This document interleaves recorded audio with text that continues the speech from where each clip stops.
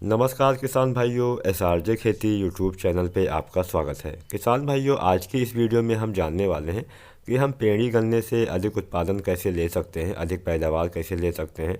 किसान भाइयों, जो हमारी पेड़ी वाली फसल होती है, इसमें हमारे पौधे वाले फसल की अपेक्षा काफ़ी कम लागत भी लगती है और इसमें हम ज़्यादा मुनाफा भी कमा सकते हैं। लेकिन बहुत सारे किसान भाई इसमें अच्छे से ध्यान ना देके बहुत घाटा उनको हो जाता है पेड़ी वाली फसल में, या फिर समुचित व्यवस्था वो नहीं कर पाते हैं, जिससे आपकी जो पेड़ी वाली फसल है वो सही से नहीं हो पाती है। जितना हम पौधे वाले गन्ने में ध्यान देते हैं, पहले वर्ष वाले गन्ने में ध्यान देते हैं, अगर हम उतनी ही ध्यान अपने जो पेड़ी वाली फसल है उस पर दे दें तो उस पर हमें उससे भी ज़्यादा मुनाफा मिल जाता है। असल बात अगर की जाए दोस्तों, तो जो पहले वर्ष का हम गन्ना बुआई करते हैं उसमें लागत बहुत ज़्यादा लग जाती है और लागत के हिसाब से मुनाफा काफ़ी कम मिल पाता है।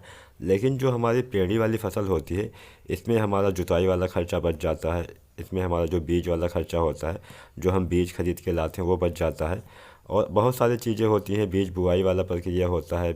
तो ये सब सारी चीज़ें, बहुत सारी चीज़ें बच जाती हैं, जो हमारे सीधा जो हमारा बचत होता है उस पर असर होता है। तो इसलिए हमें हमेशा अपने जो पेड़ी वाले गन्ने हैं उस पर भी अधिक ध्यान देना चाहिए। तो यहाँ पे मैं कुछ 6-7 तरीके आपको बताने वाला हूँ। अगर आप ये अपनाते हैं अपने पेड़ी वाली फसल पे, तो ज़्यादा से ज़्यादा आप इससे जो उपज है वो ले सकते हैं। तो सबसे पहले तो किसान भाइयों जानते हैं कि हमें गन्ने की कटाई कैसे करनी चाहिए। बहुत से किसान भाई अभी भी गन्ने की फसल अभी भी उनके खेत में खड़ी हुई होगी, जो बीज वाली होगी। तो जब भी आप गन्ने वाली फसल की कटाई करें तो हमेशा आपको जो खेत वाली मिट्टी होती है, इसकी सतह से ही आपको मिला के काटना चाहिए, ऊपर से आपको नहीं काटना चाहिए। इससे दोस्तों जो आपके गन्ने में आँखें होती हैं उनका जमाव सही पे हो पाता है, उनका फुटाव सही से होता है और ज़्यादा कल्ले भी निकलते हैं। तो हमेशा जब भी गन्ने की फसल में आप कटाई करिए तो हमेशा नीचे से करिए। बहुत से किसान भाइयों को ये पता होगा, बहुत से किसान भाइयों को नहीं पता होगा। तो जिनको पता है वो भी ये करिए, जिनको नहीं पता है वो उसको तो ये करना ही चाहिए। इसके अलावा किसान भाइयों, दूसरे नंबर पर अगर हम बात करें तो हमेशा ऐसी ही किस्मों को आपको बोना चाहिए। ऐसी उन्नतशील किस्में बहुत सारी होती हैं जिनमें पेड़ी का पैदावार भी काफ़ी अच्छा होता है। तो हमें ऐसी ही किस्मों को बोना चाहिए अपने पौधे गन्ने के रूप में, ताकि अगले वर्ष भी हम इससे अच्छी फसल ले सकें। किसान भाइयों, अगर आपकी फसल में पहले वर्ष में कोई रोग लगा है, जैसे जो लाल सड़न रोग होता है, इसके अलावा उकटा रोग होता है और भी बहुत सारे रोग होते हैं, तो ऐसे कोई भयंकर बीमारी अगर आपके गन्ने की फसल में लगी हुई है, तब उस कंडीशन में आपको पेड़ी फसल नहीं लेनी चाहिए, नहीं तो आपका काफ़ी नुकसान हो सकता है। तो अगर कोई ज़्यादा रोग लगा हो तो आपको ये फसलें नहीं लेनी चाहिए। इसके अलावा किसान भाइयों, अगर आपके खेत में कोई खाली स्थान दिखे जहाँ पे गन्ने ना हो, वहाँ पे आपको भर देना चाहिए, उनकी पूर्ति कर देनी चाहिए। लेकिन यहाँ पे ध्यान आपको ये देना होगा कि जिस प्रजाति का गन्ना आपने लगाया हो पौध वाला, उसी प्रजाति की जो पेड़ी होती है, उसी प्रजाति के आपको गन्ने का चुनाव करना चाहिए। उसी प्रजाति के जो टुकड़े होते हैं उनको आपको खाली स्थान पे बोना चाहिए। बेहतर रहेगा कि कुछ जो पौधे होते हैं वो आप पहले ही उसकी नर्सरी तैयार कर लीजिए।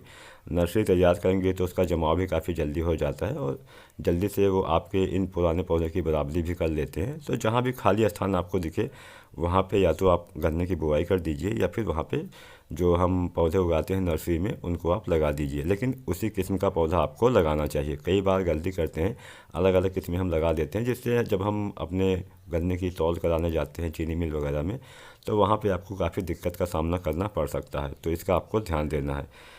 इसके अलावा किसान भाइयों, हमेशा पेड़ी वाली फसल में ज़्यादा खाद की आवश्यकता होती है, ज़्यादा उर्वरक की आवश्यकता होती है। तो उर्वरक के ऊपर मैं दोस्तों अगली वीडियो में आपको बताऊंगा कि आपको अपनी पेड़ी वाली फसल में कौन कौन सी खादों का प्रयोग कब करना चाहिए, क्योंकि अगर मैं इसी वीडियो में बता दूंगा तो ये वीडियो आपकी काफ़ी लंबी हो जाएगी। बहुत सारे किसान भाई कहते हैं बहुत लंबी वीडियो ना बनाओ, तो इसलिए मैं 4-5 मिनट की ही वीडियो बना रहा हूँ। तो अगर अगली बात करें तो दोस्तों, जो हमारी पत्तियाँ होती हैं सूखी वाली, इनका हमें क्या करना चाहिए, इन पे मैं 2-3 चीज़ें आपको बता दूं। अगर आपके गन्ने की फसल में कोई रोग लगा हो पहले से, जो आपका पौधा गन्ना है, उस कंडीशन में आपको ये जो पत्तियां हैं उसको निकाल के नष्ट कर देना चाहिए। अगर आपके फसल में कोई भी रोग हो जिससे आपके जो पौधा वाला गन्ना है उसमें थोड़ा नुकसान हो गया हो, तो आपको पत्तियां नष्ट कर देनी चाहिए। अगर कोई रोग नहीं है तो आपको क्या करना चाहिए, सबसे पहले पत्तियों को इकट्ठा कर लीजिए। उसके बाद में आप अपने जो गन्ने हैं उसकी गुड़ाई करवा दीजिए। गुड़ाई करना आवश्यक होता है। गुड़ाई नहीं करेंगे तो इसमें खरपतवार भी काफ़ी ज़्यादा जमाते हैं, और गुड़ाई करने से फुटाव भी अच्छा होता है। तो पहली बार अंधी गुड़ाई जो जिसको हम बोलते हैं उसको आपको करा देना चाहिए। इसके बाद में साइड साइड से जो नालियाँ होती हैं वहाँ पे आपको पत्ती बिछवा देना चाहिए। उसके बाद में आप पानी भी लगवा सकते हैं। तो ऐसे ही आपको पत्तियों का यूज करना चाहिए। पत्तियां बिछाने से आपकी फसल में खरपतवार भी कम जमते हैं, तो पत्तियों को आपको नष्ट नहीं करना चाहिए अगर इसमें कोई रोग नहीं लगा हुआ है। किसान भाइयों, सूखी जो पत्तियां होती हैं वो सड़ने के बाद हमारे खेत में कंपोस्ट का काम करती हैं, तो हमेशा इन पत्तियों को आपको फेंकना नहीं चाहिए और जलाना तो बिल्कुल भी नहीं चाहिए। जलाने से काफ़ी नुकसान हो जाता है। तो दोस्तों, इसके अलावा अगर हम बात करें तो पिछली फसल की जब भी आप कटाई करवाएं उसके बाद में आपको सिंचाई कर देनी चाहिए। कटाई करने के तुरंत बाद सिंचाई कर देनी चाहिए। इसके बाद आवश्यकता अनुसार आपके अपने फसल में सिंचाई करवानी चाहिए। किसान भाइयों, सिंचाई का कोई समय नहीं होता है। मैं यहाँ पे आपको बता दूँ सिंचाई से संबंधित थोड़ी जानकारी। बहुत से किसान भाई, बहुत से लोग पूछते हैं कि हमें गन्ने में कब सिंचाई करवानी चाहिए। तो किसान भाइयों, आपको अपने गन्ने वाली फसल की निगरानी करनी चाहिए। ऐसा नहीं कि आप साल में एक बार ही जाएं तो आपकी फसल अच्छी नहीं होगी। हमेशा आप अपने गन्ने वाली फसल की निगरानी करिए। जब आप देखें कि आपकी मिट्टी में नमी ना हो, तभी आपको अपनी फसल में सिंचाई करवानी चाहिए। हर राज्य के हिसाब से, हर क्षेत्र के हिसाब से जलवायु अलग अलग होती है। कहीं पे ज़्यादा नमी होती है, कहीं पे कम होती है, कहीं पे सूखा होता है, कहीं पे बारिश होती है। तो हम कोई सुनिश्चित ढंग से नहीं बता सकते हैं कि इतने दिन के अंतराल पे आपको सिंचाई करवानी चाहिए। अगर आपके वहाँ बहुत ज़्यादा तापमान रहता है, पानी बहुत कम गिरता है, तो उस कंडीशन में आपको ज़्यादा सिंचाई की आवश्यकता होती है। अगर मानसून में कभी कभी पानी कम गिरता है तो वहाँ पे भी ज़्यादा सिंचाई की आवश्यकता होती है। लेकिन कई साल ऐसा होता है कि अच्छे से पानी समय समय से गिर जाता है, तो वहाँ पे हमें ज़्यादा पानी की आवश्यकता नहीं होती है। शुरुआत में हम कुछ पानी देते हैं, उसके बाद बरसात के पानी से ही काम चल जाता है। उसके बाद सर्दियाँ आ जाती हैं तो ज़्यादा पानी की आवश्यकता नहीं होती है। तो अपने हिसाब से आपको अपनी फसल में पानी देना चाहिए। जब भी देखें मिट्टी में नमी ना हो तभी आपको अपनी फसल में सिंचाई करनी चाहिए। अगर नमी है तो सिंचाई की आवश्यकता आपकी फसल में नहीं है। हमेशा पानी आपको तभी देना चाहिए जब आपकी मिट्टी में नमी ना रह जाए। तो ये तो हमने जाना सिंचाई के बारे में।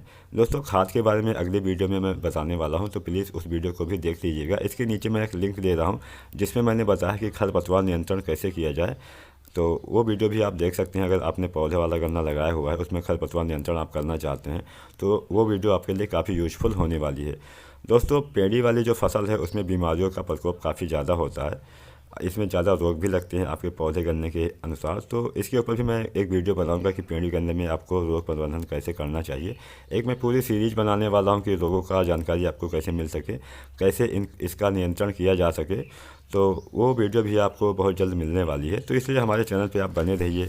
अगर अभी तक आपने एसआरजे खेती को सब्सक्राइब नहीं किया है तो सब्सक्राइब भी कर लीजिए। किसान भाइयों, अगर आप अभी गन्ने की बुआई कर रहे हैं तो आपको कौन कौन सी बातों का ध्यान देना चाहिए, इसके ऊपर मैंने रिसेंट में एक वीडियो डाली हुई है। उसका लिंक मैं नीचे दे दूंगा, तो वहां से वो वीडियो आप आसानी से देख सकते हैं और लाभ उठा सकते हैं। किसान भाइयों, अगर आपको गन्ने की फसल में कोई भी समस्या हो, कोई भी जानकारी चाहिए, तो नीचे कमेंट बॉक्स में आप पूछिए। मैं उसका रिप्लाई आपको ज़रूर करूँगा, आपको ज़रूर बताऊँगा कि इसका समाधान आप कैसे कर सकते हैं। आज की वीडियो अगर आपको पसंद आई हो तो लाइक करना, शेयर करना। अगर हमारे चैनल पर नए हैं तो सब्सक्राइब जरूर कर लीजिए। वीडियो देखने के लिए आपका बहुत बहुत धन्यवाद। जय हिंद, वंदे मातरम।